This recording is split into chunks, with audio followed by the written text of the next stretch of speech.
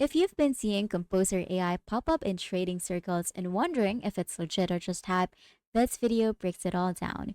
Composer AI is an automated trading platform that helps you build and run algorithmic strategies using a drag and drop interface.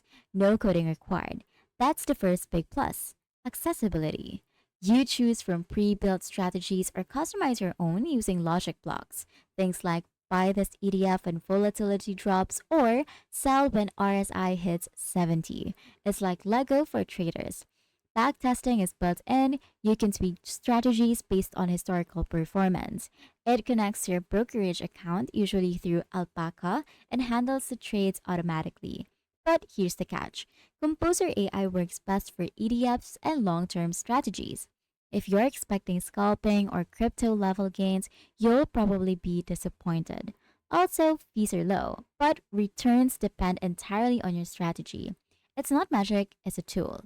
If you're a beginner wanting to explore algorithmic trading safely, or an intermediate trader who's tired of emotional decisions, Composer is worth trying.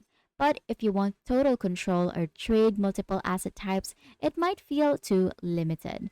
This is how to literally reviewing a tool so you can trade smarter, not harder.